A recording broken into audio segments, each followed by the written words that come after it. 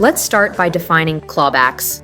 Pretty sure most of us here already know what a clawback is, and really deal with this word almost on a regular basis as part of a pharmacy's revenue cycle.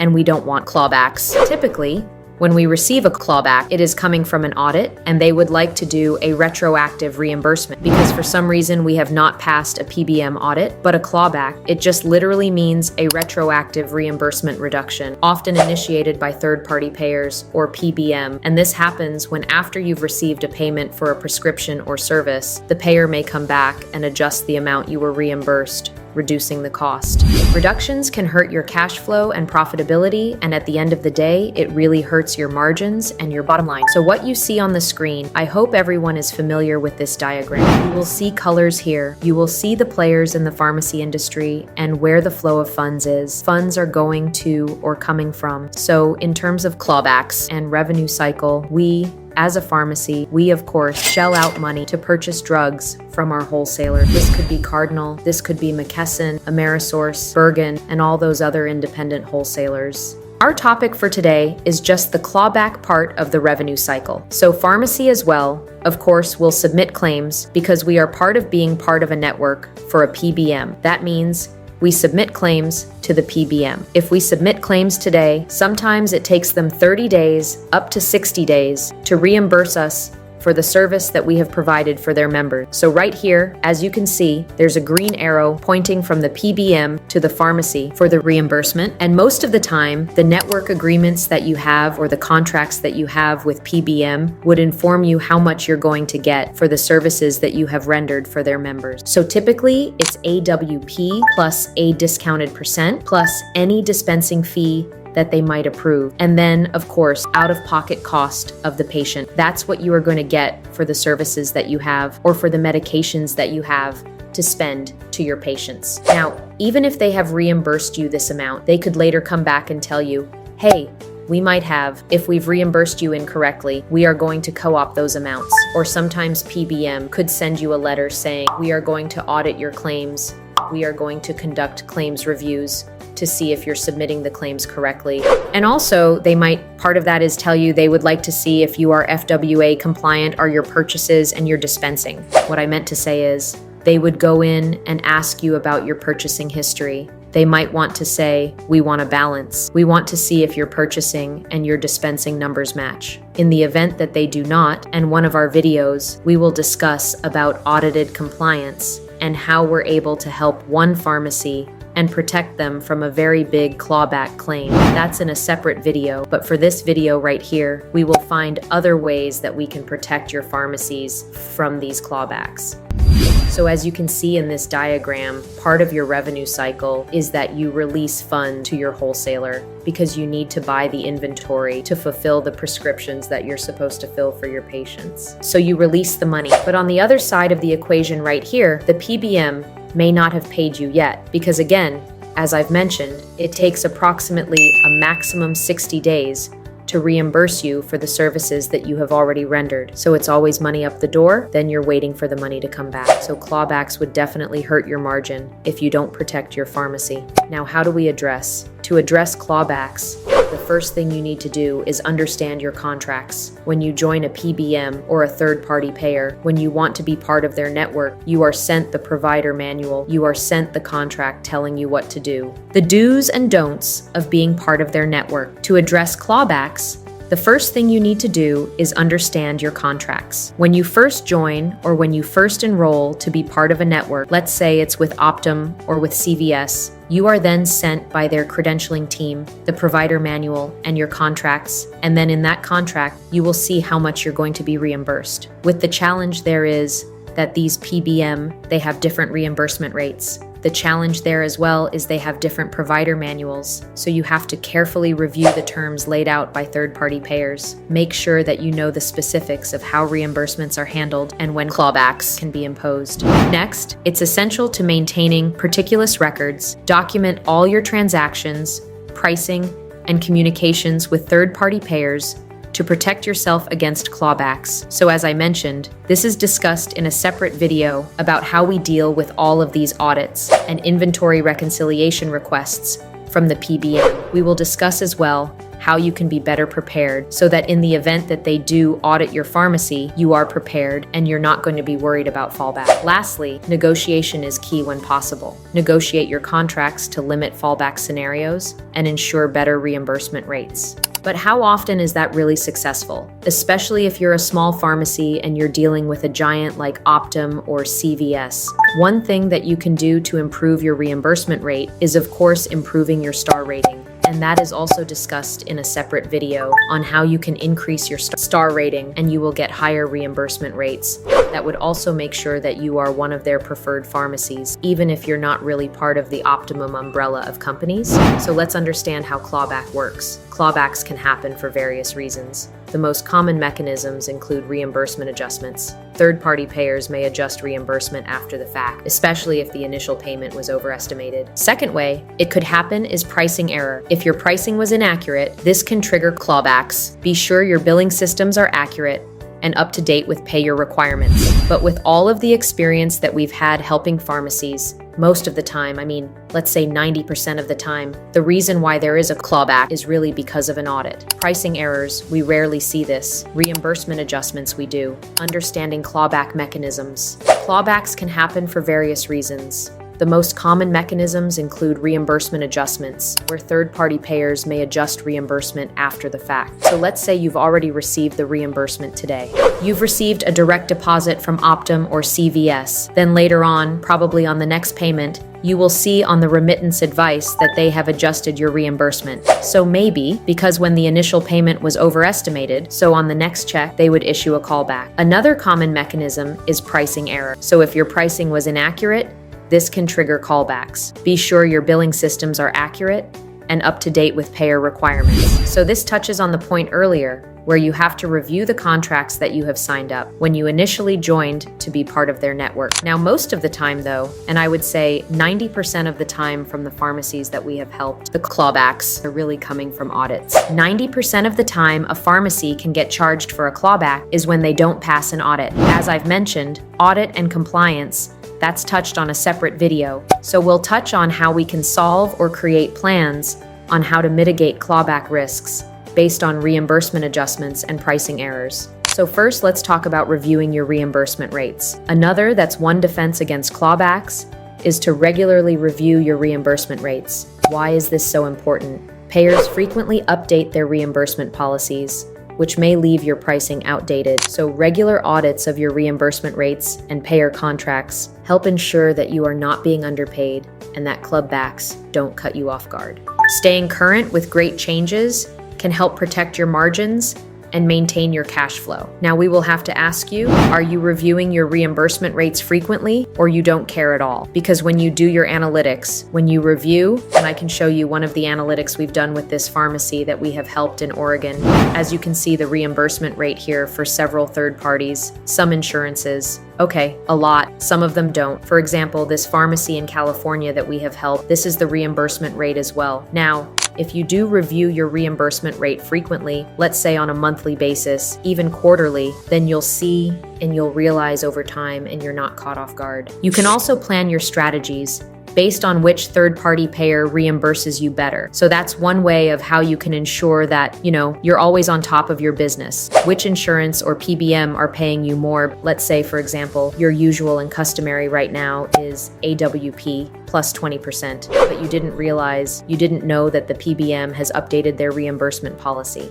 And what if they have updated it wherein they would pay you more? So you might also want to update your pricing strategies based on the most updated reimbursement policy from that payer. Another thing that you can also do, which is going to flow from that first defense that you can do against callbacks, is, as I've mentioned, implementing accurate pricing strategies. So, ensure your pricing reflects the current market conditions and reimbursement structures.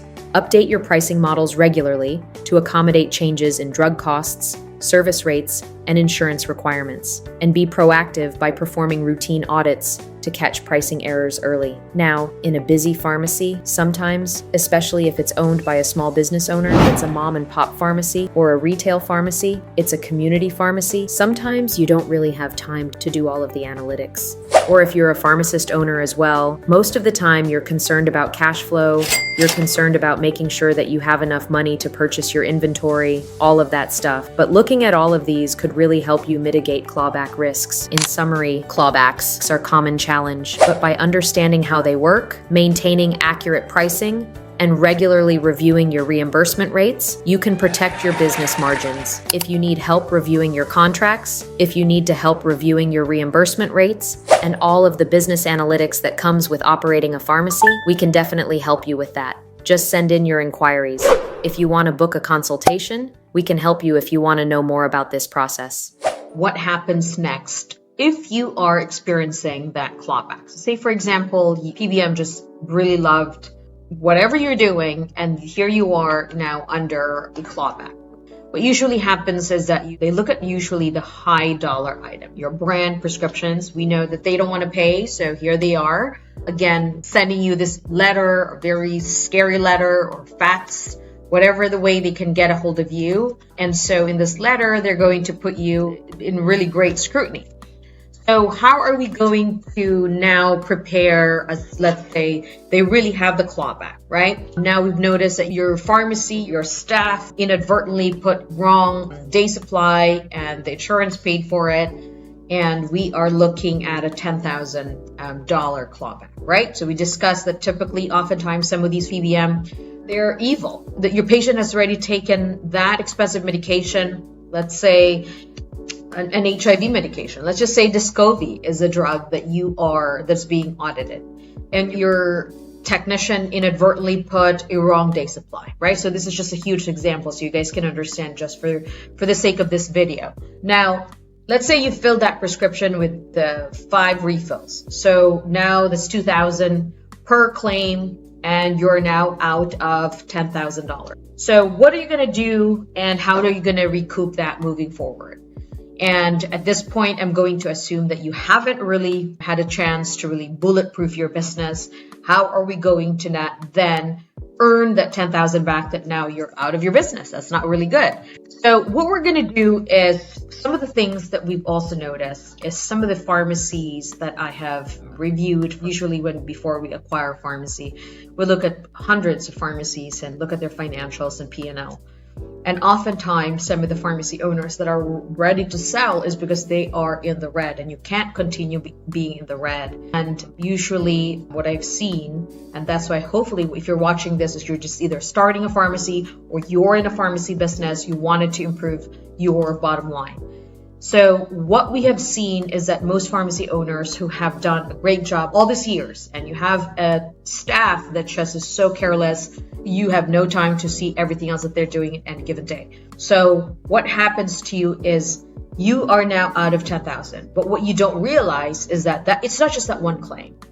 You could actually have an issue down the road where that insurance now is flagging you for other claims. So the fastest way we can show you is most likely to bulletproof your business at this point. Once you have a huge clawback, right? They claw that back. You want to be able to have a process in place. We're going to share that with you all, how we do it in our pharmacies and a lot of our members that we've coached and a lot of our clients that's actually working with us as far as how do we create a guardrails for your business so this does not happen to you. So you're going to see that we run a very interesting report. So if you have we work with all kinds of pharmacy software. But let's just say you have a pharmacy software, we'll work with that. We'll run your highest claims so far with that particular sets of insurance. Let's say Caremark as an example. We're going to run your brand prescriptions. Then we're going to go back, in essence, go back and look at those claims. I guarantee you, if the insurers are catching one from you, there's probably at least 5 or more just in that time frame, right? How do we do that? We're going to start to create hard blocks or hard stops within those claims. So your technicians, your pharmacist does not just keep, submitting that process. It's really, really fast because you have to fill hundreds of prescriptions. So these honest errors sometimes can cost you so much money. And I have seen it. I'm not immune to this. I had pharmacy that we've lost, close to $250,000 on errors, right? Honest errors, you can't do anything about it, but it's very, very painful if you own your business. So what we're trying to do is, how do we prepare you, or how do we protect your margins? Well, your margins it is what it is, but what we're trying to do is minimize any clawbacks from you so that you can have a very, very healthy gross margin at the end of the year or at the end of the month. And this is something that a lot of pharmacy owners actually have a hard time understanding or even having a conversation, because they know, and I know, that your margins are getting thinner by the minute. Now, if you offset that with strategy in which you can actually add a cash opportunity for your pharmacy, you're going to see that it will offset anything else that this insurance and PBM have done or created or clawed back from you, right? So it's just kind of a game. You have to think about pharmacy as an entire game. Business is a game. How you're going to win that game is up to you, and how you protect your business and the strategies we're going to share with you so you can really have fun. Go back to why you enjoy pharmacy and how you built your business, and how do you see your business growing your community and becoming a staple in your town. Now, this next bullet, we're going to show you a little bit more example, but I think it's important, you guys, especially for those that are watching who just don't have a pharmacy yet, or you're a pharmacist, really understanding how to protect this, right? So now that we understand how the clawback works, you need to be able to understand, especially on those very high dollar items, how do you protect that? So what we do is actually have a team, and that's going to be your procurement. Again, if you don't have that, we're going to go over and talk to you about the value of really outsourcing some of these things. So what my team does is we run this report every day. It's crazy, right? So I have a team that runs this every day. And what we do is I look at the high dollars. We now have a system, and you can actually have my system. If you want that, that's great. If you want to join our team, you can also have that. And if you don't want anything else, you just want to talk to us, I also have that link in this video, so you can always get a hold of me or any of my team to get you protected with all this clawbacks. Now, what we're trying to do is that when that report is sent to me, I look at it every day, believe it or not. For the longest time, this is one of the things that I did not necessarily delegate it to anybody in my team. I have looked at all the high dollars of every pharmacy that we have, every store that we have, and I look at that very closely. What you wanted to do is, there are, especially your specialty drugs, sometimes you're going to have, your monoclonal antibody sent to you. I look at that very carefully, because that's where the PBMs are going to review their reimbursement to you. Is the day supply correct? So I have a system now where I look at the high dollars. I also look at that patient. So say, for example, we're going to use John Doe, who are on this monoclonal antibody. You will then realize that John Doe is now kind of a risk for the PBM. So anything you do on that prescription for John Doe is going to be under scrutiny. So what we do is we run a report in the pharmacy to extrapolate John Doe's all of the prescription. Then we go there and review every single line item. Why do we do that? Every single line of the prescription, is John Doe compliant or non-compliant? If he's non-compliant, I have one of my pharmacists call and just go over, hey, what's going on with this? Or call their provider so you have an actual picture of him. Why is that important? That's how you're actually going to protect your margins. You'd be surprised, maybe some of you watching this video have already experienced that. There are some insurance companies now, it's more aggressive now than it's ever been, where they will call you and wanted to know how compliant this patient. In other words, they would prefer to have that patient transferred to their pharmacy, right? So we're talking about the large chain. So you have Caremark, they have their own internal specialty pharmacy. You have Optum, they have their own internal pharmacy. These are large chains that they know they would prefer to take that large of a business because they make more money than sending this over to your pharmacy. Like if you have one pharmacy in a small town, that they would prefer having that on their end. So what does that mean exactly? If you cannot take care of John Doe with all of the other medications, so this patient is now really complicated, it's complex patients, multiple comorbidities, you then have to ensure that you can actually take care of that. oftentimes that what we've seen also is they would, let's say you run a claim this month. I think you guys have experienced this. The next second or third month, there's going to now have a rejection for John Doe where your pharmacy is no longer able to process that prescription. Then they would put a hard block in that claim and say, transfer this prescription to XYZ specialty pharmacy. So that alone tells me that John Doe is no longer under care. So as a pharmacy, let's say you have to be able to look at who are your top profitable patients in your pharmacy. I don't know if you guys have run that before, but if you haven't, I suggest you start doing that. Because if you know who are your top profitable patients in your business, you want to take care of them. You want to tag them as your VIP. If you don't do that, you're going to realize that this PBM are not, they're very smart. They know that that profit of that patient in your business is now going to be taken back to their own. So when you wonder, John Doe, who loves to go to your pharmacy, right? And now he cannot come to you. All of his claims are now going to their specialty. These are the things, believe it or not, is happening right now more often than not. More often than you all realize if you've ever had this case happen to your business. It's because that patient is considered very valuable, right? They're going to say whatever they want. They're going to say this patient's high risk, whatever they want to say. But the reality goes down to the bottom line, which is cash. It's margins for the big chains, from the PBM. So at the end of the day, we all know if you're an independent pharmacy, you have been in the community for over 10, 15, 20 years, you really are the place to go. But unfortunately, you can no longer take care of John Doe because large chains have already taken them, right? So this is how you want to make sure how you're going to protect that is if you might as well start, if you haven't, start running your top 15, 20 VIPs in your pharmacy. Then I would suggest yourself, if you're one man operating in your business or your lead tech, or if you have multiple locations, delegate someone to run each of these 3 pharmacies. Okay, if you need help, you let us know. We're going to share with you. You can send us a DM, and we're also going to give you kind of a checklist how you can check that right away.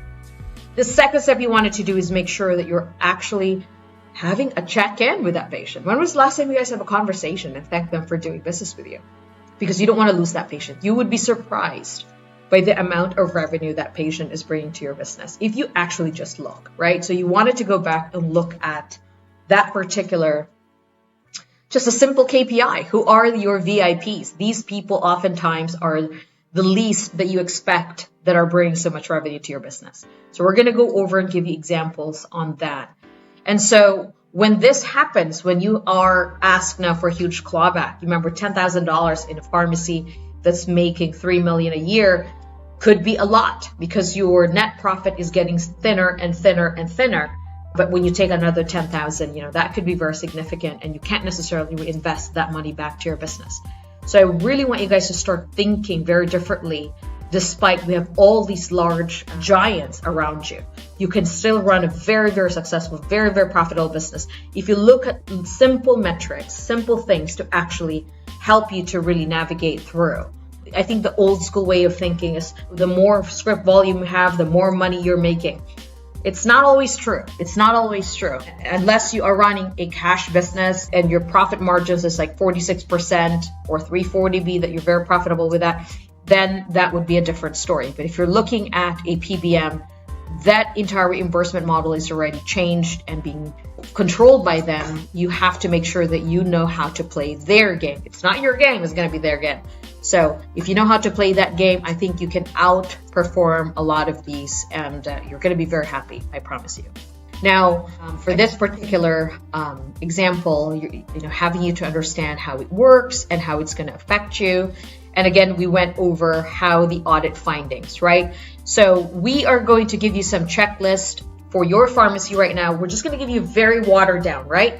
But on our other community, in our paid community, and if you become one of our clients, you are going to actually have all of these things done for you. So we've created an entire software that would allow you to be able to look at this. And you will have our team that's going to be running these reports with our software that would allow you to look and catch, oh my goodness, this is going to be a red flag right away. So you might as well get the documentations. You might as well call the patients before the PBM comes in and really claw back everything. So there are other ways for you to protect that, by the way, before they come to you knocking on the door. Now, if it is in fact they're already knocking on the door, we have done it so many different ways. Again, it depends on the severity of the case. But oftentimes we ask for us, we send all of our documents. There's a way for you to challenge that audit findings. We will share and help you with that. Now, not all the time, and I want it to be very clear, not all the time you're going to need to have an attorney. And I think that was the biggest mistake if you're brand new in this game. I've done that. That was a very, very expensive mistake because you'd be surprised. The moment you bring your legal team to an auditor or on an audit finding from a PBM, the game's changed. You cannot talk to them, to the auditor. Most of them are pharmacists. Most of them actually just, wanted to do the right thing. So if you develop a relationship with those auditors, you would be surprised that they actually understand you as a pharmacist. So these audit findings also not just also for the PBM, right? We're going to talk about also your state auditors, believe it or not. I'm sure we all can have horror stories with this. I have my own fair share. But if you work with your auditor, you don't have to bring your legal. And I see this often. I always get called by some of our clients, sometimes some of my friends who own pharmacies across. In 2024, right now, you're going to see that the PBMs are getting very, very, very aggressive. It's all over in the news. You're going to see that. You're going to see pharmacies basically closing right and left. Not just the independents, but you're seeing that also with large chains. So how are we going to keep your business and also be able to work with the auditors and have them understand where you're coming from? Because you'll be surprised. Sometimes they have a $30,000 clawback for you, and you haven't really have given them the details of what they're finding. So your job now is to make sure that we have all the details, the whys, the documentations. Even sometimes we have to go back to the providers and get, patient's history, and then we can go crazy and be creative.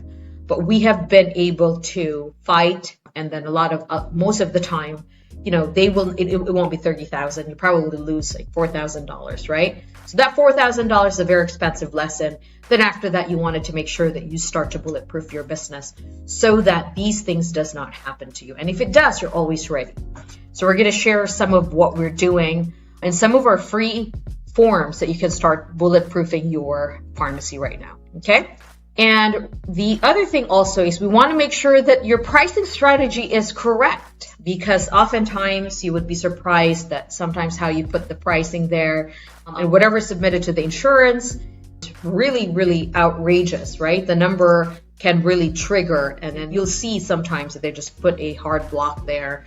So we want to make sure that you are not arbitrarily just adding or padding certain numbers. And we'll give you an example for this as well. So we make sure that they don't say, hey, I overpaid you with this. And actually, what we're trying to do now is help pharmacy owners with our collections. I have a team in-house that we will be doing the collections on your behalf.